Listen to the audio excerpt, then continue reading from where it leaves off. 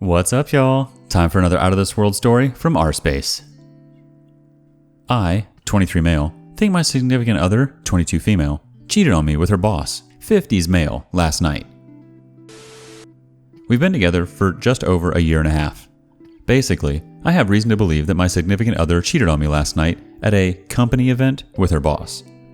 This event had been planned for a couple of weeks, and she was very excited to pick out something sexy to wear to a company event.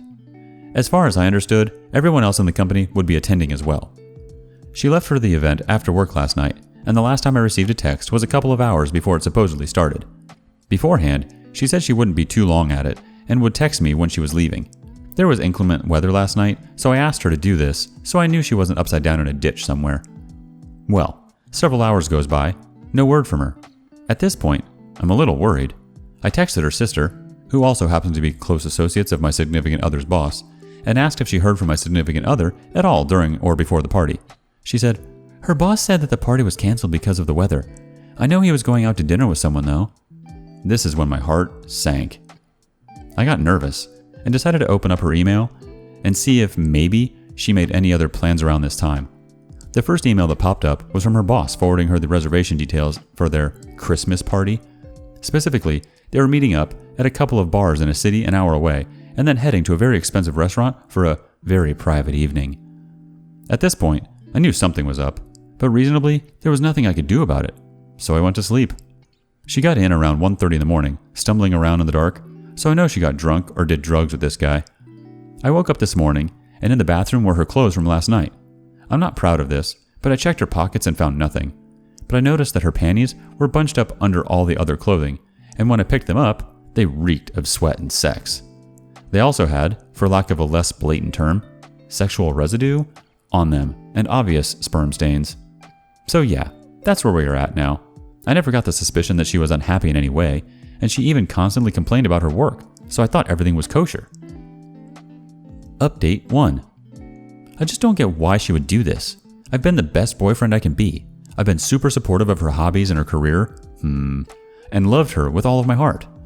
The good news is, she isn't on the lease and I don't pay for any of her bills, but her crap is everywhere in our apartment, so her packing up will take a while. I will not be helping her with this. I sent her a text that says, "I know what happened last night. If you want to talk about it at all, your only chance will be at restaurant. I'll be there from 12 to 1 exactly. Show up if you want. If not, it doesn't matter to me. After that, consider us over and consider yourself evicted." The kicker to all of this is that her boss owns the company. I forgot to mention that bit. So, HR? Not happening. He is HR. He's also unmarried. Just a creepy a-hole. If she shows up to lunch, I'll update you guys on what happens. If not, I'll update you guys anyway. Thanks for the push. Update 2. As for the lunch update, it was not really as expected. I expected lots of tears shed, maybe some bargaining, but what I got was none of that. When she came into the restaurant, she was calm and collected. She almost looked proud even. When she sat down, I looked at her for a few seconds and said, "Well, what do you have to say for yourself?" What I got was more than I bargained for. In a nutshell, she cheated because she wanted to. That was it. She wanted different dick. And her exact words were, "It got boring between us, and I wanted something new.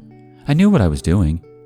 I asked her if she got drunk that night, and she said, "Of course I did. I got more drunk than I've ever been in my life, ever." I asked her if she intended to hurt me, and she said, "On the surface, no. But I guess somewhere deep inside, subconsciously, yes." I asked her how long this had been going on, and she said, "Last night was the first night we had sex, but we've been messing around ever since I started there." Which was a year ago. Good. Just good. At this point, I knew she was out for blood for whatever godforsaken reason.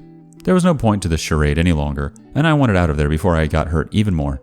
I didn't intend to finish my meal, so I leaned over and said, "You have until tonight to get your crap out of my place, or it's on the curb, and I mean every last piece of it," and then left. Here I'm at work now. It's almost surreal to have one of the cornerstones of my life just erode in a matter of hours. Soon, the emotions will start, and that's when the real fun will begin. Time for some words of encouragement from the community. Electric Charlie, what do you have to say? Okay, so that is one of the coldest, most vicious things I've heard of someone doing to their partner. Ouch. I feel for you.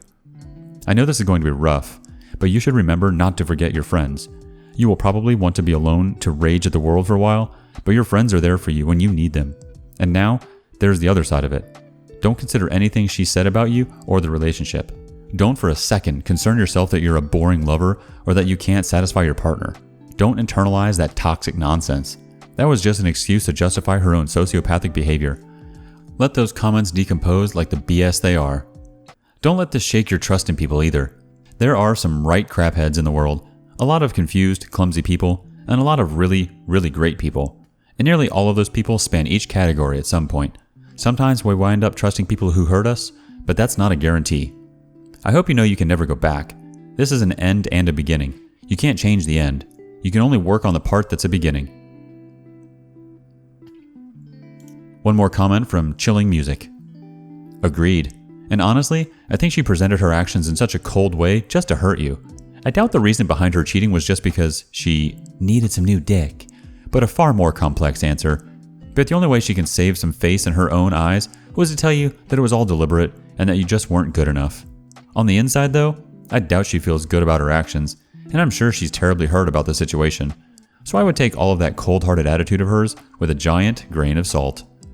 In fact, there was a post on here just the other day about a guy's girlfriend cheating on him on a cruise, and when he confronted her, she had pretty much the same reaction as your ex-girlfriend did.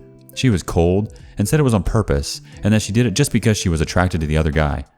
This seems to be a pattern amongst people who have been caught cheating, especially when they have time to think about how they're going to act when confronted.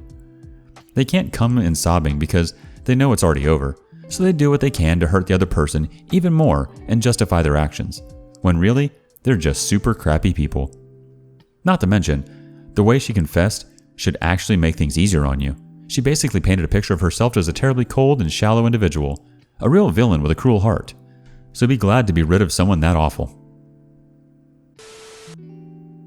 I'm checking with Booth. Do we have time? Yeah, we have time for one more story and a couple quick comments. Let's get to it. Me, 23 male, caught my girlfriend, 20 female, of almost 2 years cheating on me with her university junior. I also got humiliated by him and am in a very dark place right now.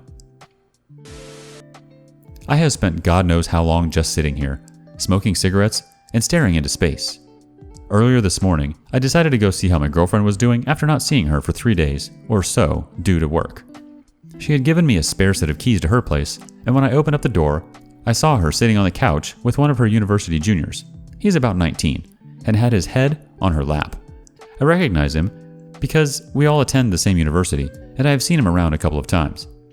Obviously, they were both initially shocked, but instead of going through the whole, "Please, I can explain" motion, which I was hoping for, so that I could get to the root of this, the guy walked right up to me, pointed at my face, and said something along the lines of me being a midget and how pathetic I was. I'm 5'4", and this already kills me inside every day. I felt so angry, but at the same time, I just could not do anything. He is this really good-looking 6'something guy, and at that moment, I really did feel so pathetic. What made things worse was that my girlfriend just stood there and did nothing. What I did next, I will never forgive myself for. I just felt so pathetic and partially intimidated, I ran out of the house like the useless human being that I am. I could not even fight for the girl that I love and lost her to my university junior. She's been trying to call me, but I am not picking up. I do not even know why I ran. I wish I had at least shoved him or something. I wish she thinks I'm dead. I can't even tell my friends about this. I'm just too ashamed. Maybe being blessed with good genes is the only thing that matters in this world because it obviously eradicates almost 2 years of love and bonding. I mean, I had absolutely no clue she was cheating. There were no red flags, and now I'm just sitting here, feeling like an utter loser. I can't even cry. Help me, Reddit. I told you the story was quick. Now for the comments. From a deleted account, you said, "I could not even fight for the girl that I love and lost her to my university junior. Except, there's nothing to fight here for. Real life doesn't work like that anyway. Someone either wants you or they don't. In the case of your girlfriend cheating, there's nothing to fight for. And you didn't lose her to anyone. She did this of her own free will. I feel like this is something that should really be emphasized to you, so you don't end up taking her back. As far as the height thing is concerned, can't help you there, really. The running bit? I think it's far more likely you were running away from the reality where you just witnessed your girlfriend cheating on you, rather than being intimidated by this guy. It was all too much, and your brain decided it just didn't want to deal with all that crap at the time. But the problem is you're hitting yourself on the head over it for the wrong reason. Verity says, "Dude, you experienced something traumatic. In addition to discovering something heartbreaking about your girlfriend, you were threatened and insulted. Look up fight or flight responses. It is totally normal, and you didn't run away from something worth fighting for, and it doesn't make you any less manly. What were you supposed to do? Fight with a scumbag over your cheating girlfriend? No. You are feeling ashamed of your emotions, but it is nothing to feel ashamed about. After all, you were a faithful and good boyfriend, and in the years, you will look back and think nothing of the shame you feel right now. You are not a loser. This is exactly the right time to reach out to your friends and family. In fact, it is in the time of sorrow and hardships we need each other. To not reach out to them now is to not use the support system you have. Instead of sitting alone with your thoughts and drawing conclusions like you being a loser, you can have people around you to help you think and to realize that this is just your brain lying to you, and they can easily dismiss these thoughts. The only losers here is your girlfriend and that other douchebag, whom neither of them have any morals." Our last comment from Psychoplasm. "You didn't run away from something worth fighting for. Repeat this to yourself, OP. P.S. As somebody who used to be reserved about dating shorter people, I actually realized it was my own insecurities that held me back. Own it. Be the best version of yourself that you can be, and nobody can take that away from you. Your girlfriend is a cheater. You could probably be 7 foot tall, and that wouldn't have changed a thing. Cut her out. Work on your insecurities, and be thankful you know what she really is before you wasted your life with her."